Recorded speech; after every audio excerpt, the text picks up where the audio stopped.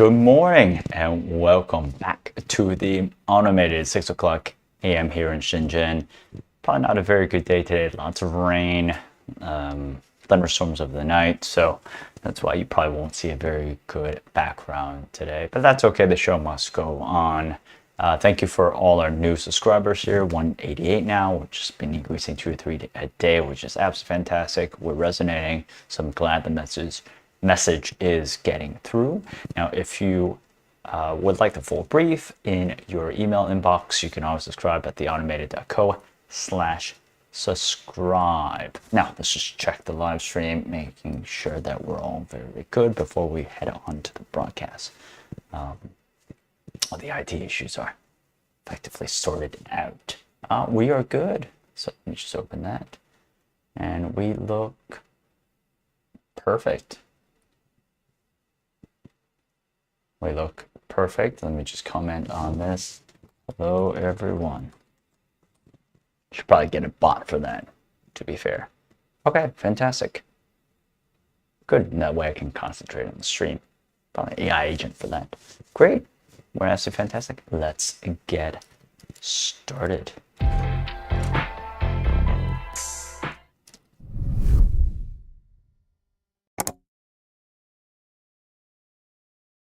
All right, we've got two kind of pieces of news today before we move on to around the AI block and get into the meat of the issues. We've got, first off, we've got the OpenAI. We have a schedule now. So back then, official AI had opened up its upgraded task scheduling to free ChatGPT accounts. No subscription are required. So now anyone can actually tell ChatGPT to do a job later instead of right now and actually keep track of it. So they had a dedicated hub in June, but it was only locked to Plus, Pro, Business, and Enterprise subscribers now. And this week, the wall is gone forever. So I need to try it as well. Users get the same scheduling menu, period. So which is absolutely fantastic. I haven't used it. Again, I don't do paid anymore. So I'm looking forward to trying it out and see how it works and how it looks. But get this, you can also, OpenAI also add the ability to share scheduled tasks with other people. So if you build a clever automation, then you actually pass it to someone as well. Okay. Now for the paying crowd, there's a bit of an extra treat. You can now trigger ChatGPT prompts automatically based on real-time activity across Gmail, Slack, or GitHub. So, for example, in Gmail, ChatGPT can react to incoming emails instantly. On Slack, workflows right as messages drop. On GitHub, it can automate responses the second a new pull request lands. So, things are fairly more automated, just like the name of this email newsletter and this AI intelligence layer. Great. Okay. So definitely give it a try. Let us know what you think. I'm excited to go and try it myself after this broadcast is over. Now, moving on to our next piece of news, we have AI hype versus reality check. Entry jobs are vanishing, but agentic AI is still mostly vibes. So, actually, I saw this going down the rounds of social media. So, entry job level seekers in the UK are already taking the hit. So if you're trying to break into the workforce right now, grab a seat. A fresh survey of 1,000 business for Lancaster's Work Foundation revealed that 36% of UK employers asked entry-level positions over the last year.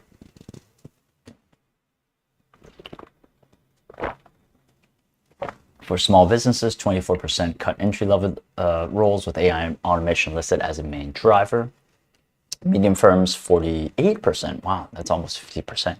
Scale back early career hiring, and large corporations, 46 to 60% trimmed entry-level headcount due to automation. That's quite a lot. Does that equal to 100% though? Feels like it's a little bit less. Anyway. Official data shows total UK job vacancies plummeted to 707,000 for 3 months leading up to July, the lowest number seen since early 2021. Job site Adzuna revealed that rules specifically seeking graduates dropped by eye-watering 49% compared to last year. That kind of stinks. Right now, over 1 million young people aged 16 to 24 are classified as NEET, non-education, employment, or training, marking the highest spike since 2013.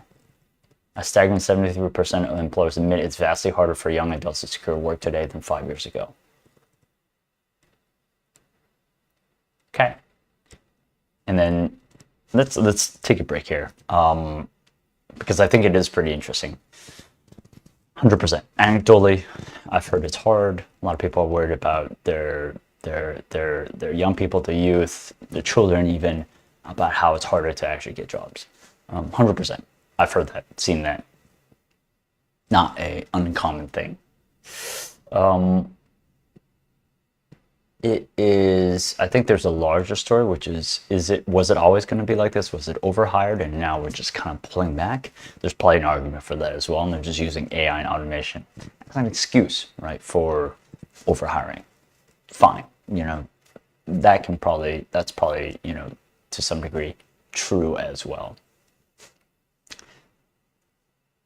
I wonder, I think, if it's going to continue over the long term, whether next year it'll be just as many jobs as this year, right? Decrease or maybe stay the same. Then we know that it's a consistent trend, that it's definitely AI that's producing this. I think it's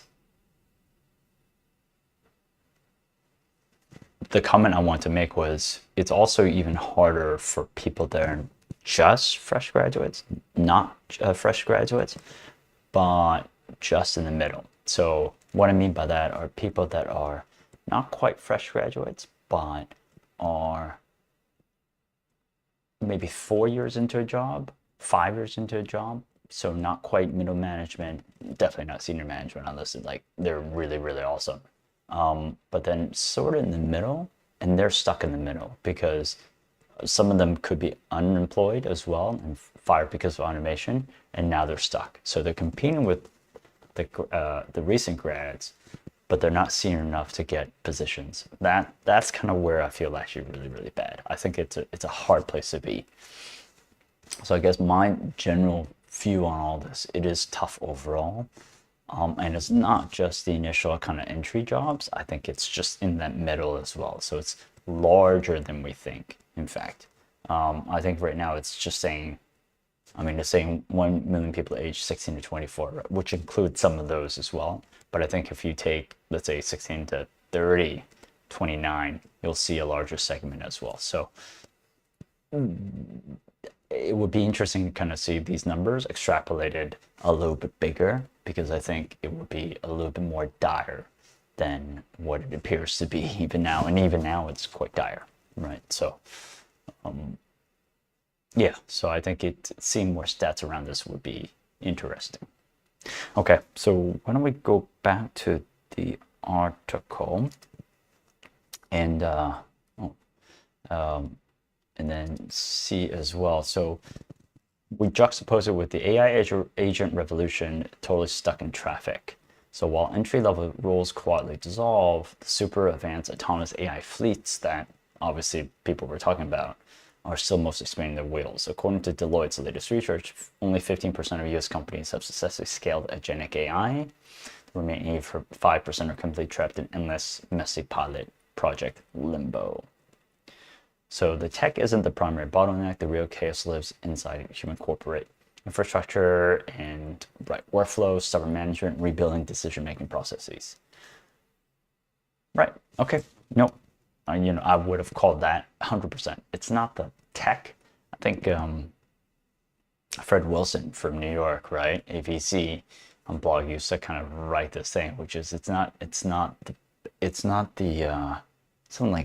silicon, it's the people.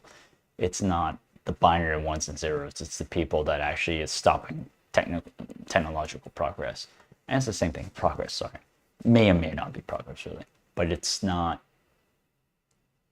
really the technology. It's the human workflow and everything. So I think agentic works. It's not for everybody, but I definitely think that it is workflows, and that unfortunately does take time to process before it gets better.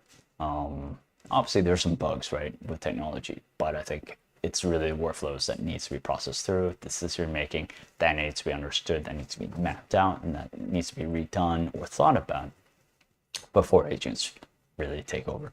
However much the blockchain guys want you to believe, how much Salesforce and Nvidia wants you to believe that the agentic revolution is coming, it'll take a little bit of time, I think. Okay, all right, let's move on to around the AI block section.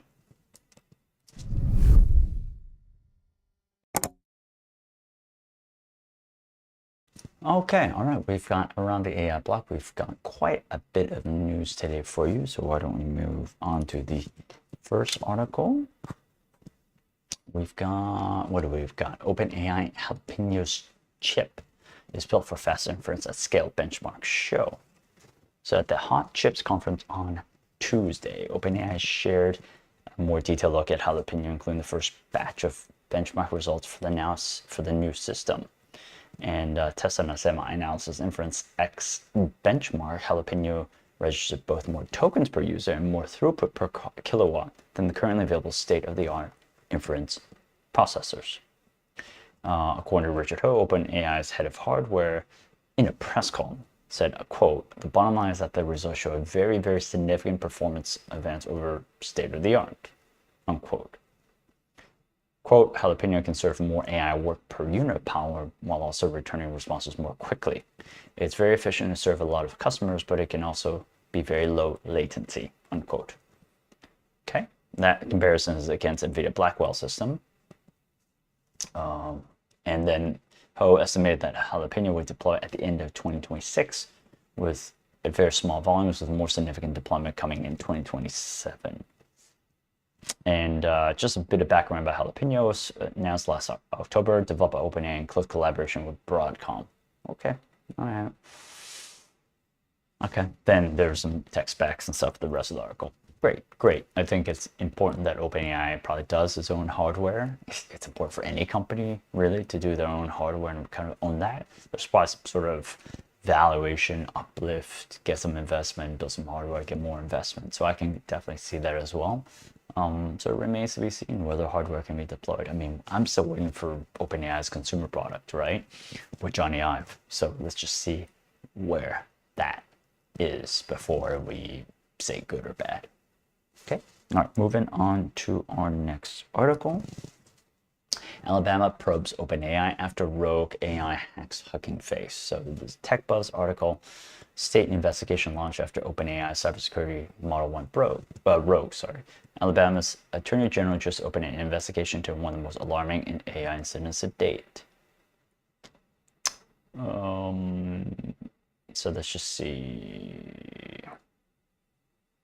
Okay, it's just context. So OpenAI decided to go into open internet and quietly breach Hugging Face, the AI community's go-to platform for sharing data sets and models.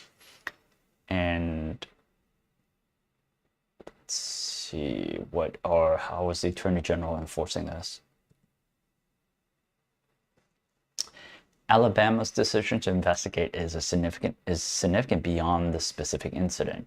State attorney generals have increasingly taken the lead on tech regulation when federal agencies move slowly. An AG investigation can compel document protection, witness testimony, and potentially result in fines. Okay, but why Alabama? And what are they doing? Okay, it doesn't actually really say, this is actually not a very good article. Why Alabama? It's great that a state is doing this, but why Alabama unless are they based out of Alabama? And I mean, is there data in Alabama? Why Alabama out of everything? So yeah, put it in the comments below, section below, if you know why Alabama. It's kind of weird. And then what's the enforcement? What's the charge? Nope, didn't actually really say. Yeah, I don't know. Not very well researched, this one. Doesn't say why Alabama, which I presume is because there's some kind of customer data that's based on Alabama. OpenAI surely is not based on Alabama.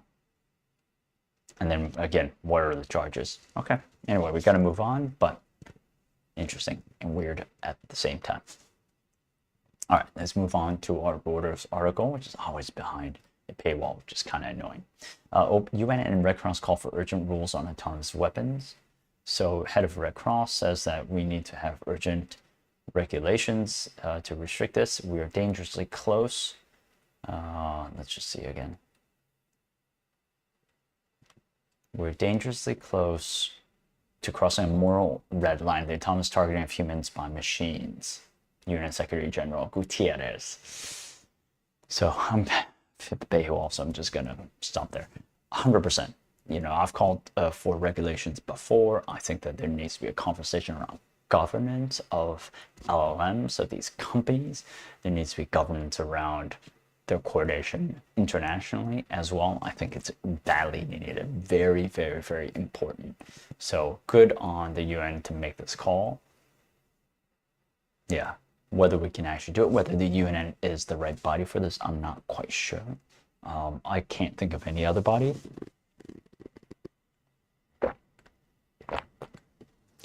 But as I said before, right, the body needs to have some teeth to it. That's really, really important. Otherwise, it's ineffectual, really. So got on just more of these conversations, I think is a good thing. More of these conversations about moral authority, ethical boundaries, and conversations around that. I think it's absolutely, absolutely needed and interesting and sorely needed.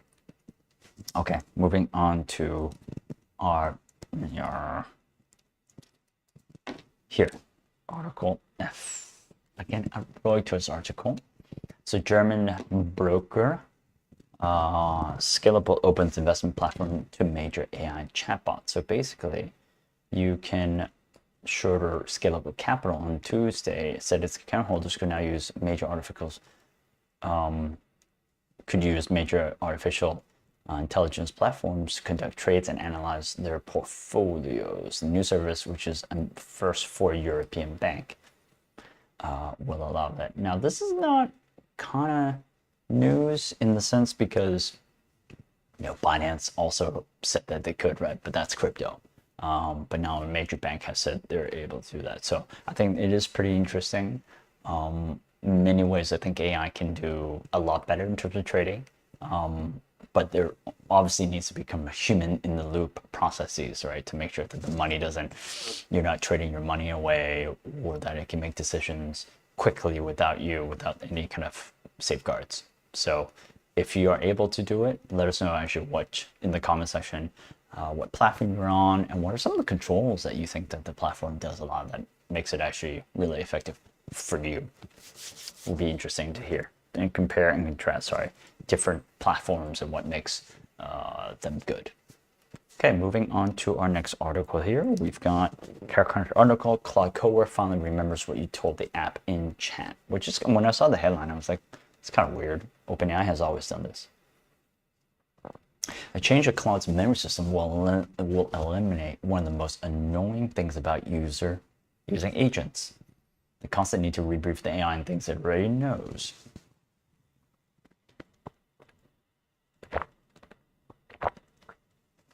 On Tuesday, Anthropic announced it's merging the memory system used by Chat and Claude Cowork, which means that Claude will always remember what it learned in one area, even when you're engaging with it in another. Okay.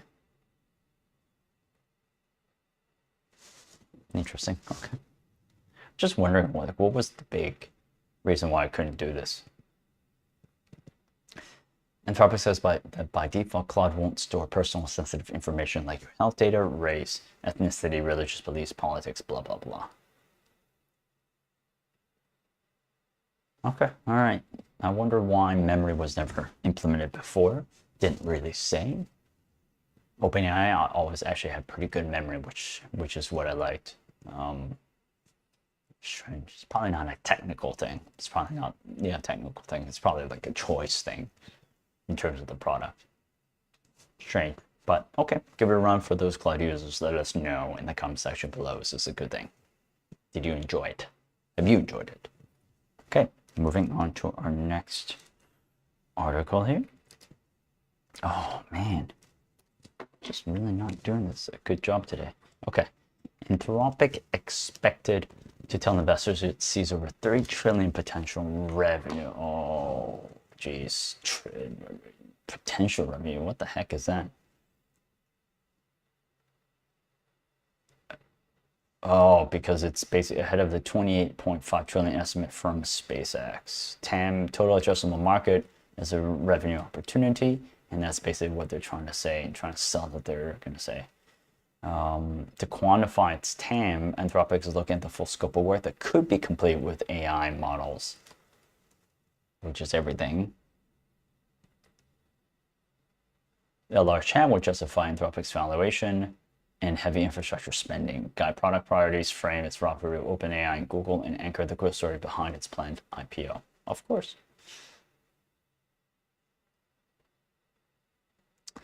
Yeah. Okay. All right. I mean, this business of TAM is always, it's always, right? And as a consultant, I can actually make any number pop. So let's see. Let's see. They're just trying to elevate it to justify their IPO and valuation, right? So for any investment bankers and consultants out there, you know that it's just a made up number. So I don't know how people still believe it. I don't know how people still believe it, but it's just a tool for people to use. And whether you believe it or not, that's up to you, really. I don't know. I don't, as you can tell. Okay, all right, let's move on to our next article. Reuters article, Google expands Gemini Enterprise AI platform for law firms and lawyers. So it will be there for that, and it meets the legal demand. I know Harry, I think, is one that's AI for lawyers, and that seems to be quite good and popular as well. There's always been demand for AI in law, so I'm not quite sure why they've come in this late. It is now offering to be flexible for law firms. They can choose AI models, it seems, which not includes Gemini, or it does include Gemini. I guess it's costing. I think it's probably a little bit more kind of law specific, legal specific in terms of, yeah, it didn't really say. Again, I'm hitting the paywall, so not very good. It's probably something to do with the fact that it can, you can actually, yeah, you can probably, there's more that you can do on the legal side. It's a little more specific. 100%, like these kind of old industries like law, medical, education, highly disruptive to the industry, and for people that actually really know how to use it, it can be incredibly productive. So awesome for it to be able to do that and go down there. So I can definitely see AI being a great boon to the industry, and for people that know how to use it. For people that don't, it will only I wouldn't say they'll be placed out of jobs. I mean, I think those industries are remarkably resilient, like medical and law, not if you're entry level, and education. But certainly you'll be much more of a star if you know how to use AI. So very, very cool.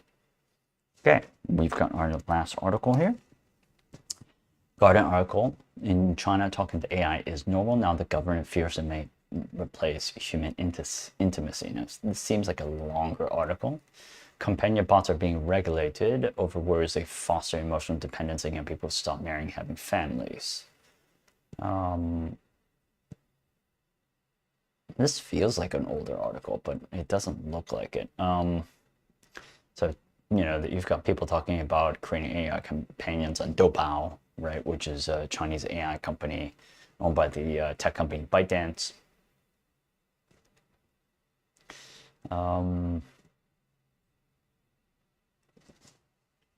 So while many countries are grappling with how to limit the potential harm of AI chatbots, China's rules are the most sweeping to be implemented on a national scale. There's a particular concern about a loneliness crisis, including among young people. Yeah. China's highly digitalized smartphone-based economy makes it easier than ever to live, work, and socialize entirely through a handheld screen, which is entirely true.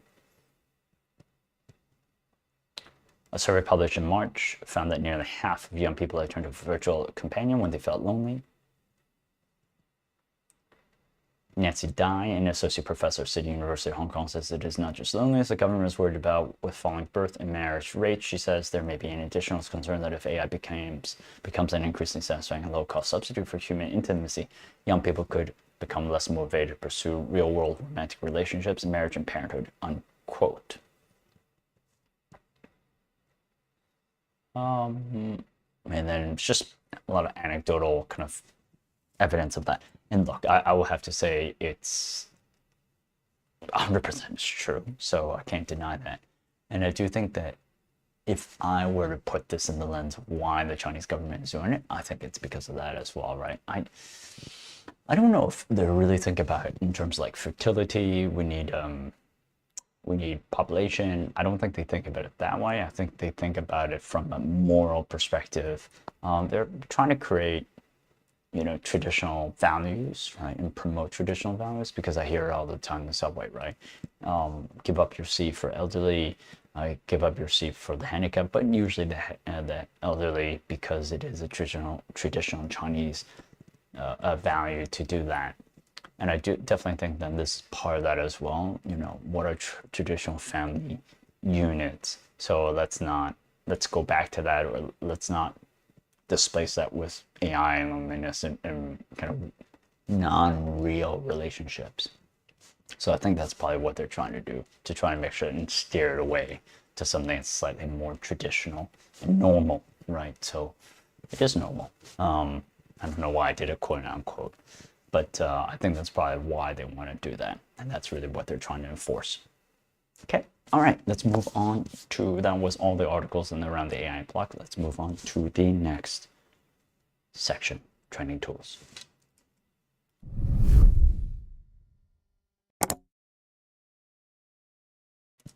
Okay, all right, we've got, I think, 3 training tools for you today. So why don't we go to this? We've got, for the content marketers and SEO strategists, Rank Hit creates search optimized content designed to rank high on Google while earning citations inside AI models like ChatGPT, and it covers high opportunity search terms and transforms them into full articles complete with structured data, metadata, and internal links.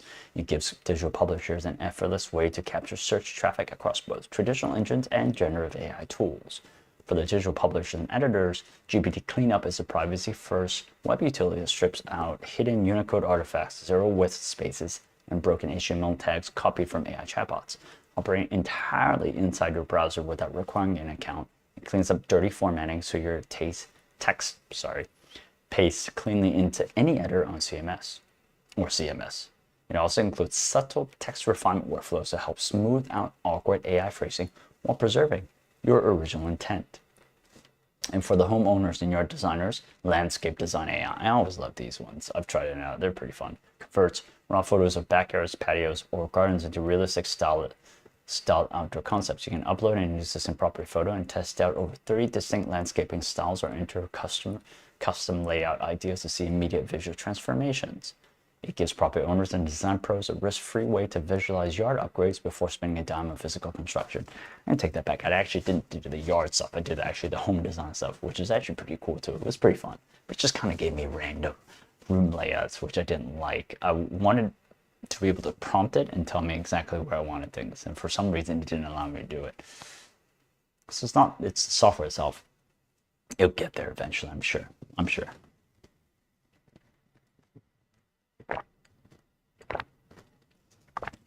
of it. Okay, all right. And just to let everybody know, these tools, we get no commission out of it, no affiliate links. Again, I cleared up with the producer, so they're all good. So definitely go for a spin. Not recommended because we get any money out of it. It's because we think it's actually pretty interesting, pretty cool. Definitely go for a spin. Let us know in the comment section below if you use it and whether it's good. And that way everybody benefits from your knowledge. Okay, let's move on to the last section, the workout of the day. All right, we're moving on very quickly and promptly to our workout of the day here. And today we've got identify and address potential red flags in your job application. We just talked about how hard it is to get a job, right? And so we're using AI to find red flags so that before you send out your CV, can spot your red flags. Eliminate doubts and mastering applicant tracking systems, ATS. So basically now AI is using tiling the workflow, right, to figure out whether you're perfect for a job or not, which is actually pretty bad. Really, really bad. That's actually why people can't get jobs. So most applications get rejected early for two reasons: failing automated keyword filters or raising unaddressed red flags like employment gaps, frequent job hopping, or sudden career pivots. Passing over these issues leaves recruiters to guess the worst. By identifying potential warning signs early, positioning them as valuable growth opportunities, and aligning your cover letter with targeted job description keywords, you turn perceived vulnerabilities and strong selling points. I didn't know that actually. I didn't know that actually if you have a gap, ATS actually turns into a bad thing. Cool. And so the prompt is: act as a veteran executive recruiter, headhunter, and career strategist. Audit my cover letter and application materials against my target job description. Identify ATS keyword gaps, highlight potential recruiter red flags, and rewrite key sections to make me the clear top candidate. That's actually pretty good. You give them exactly what you want as a deficiency, or you have a deficiency, and then you say rewrite key section to make it clear top candidate. That's actually really, really good. So you put your cover letter, you put your job description, and then you put it in. Very good. Top candidate is also very good as well. Fantastic. Okay, obviously, if you want to take this for a spin, subscribe to the newsletter at theautomated.co/subscribe, or even if you go to the website, there's a pop-up box in there as well, and then you can actually kind of see it, and then yeah, you see the full prompt and you go for a spin and let us know what you think. But it sounds immensely helpful, and hopefully it helps you. Okay, let's move on to our final scene.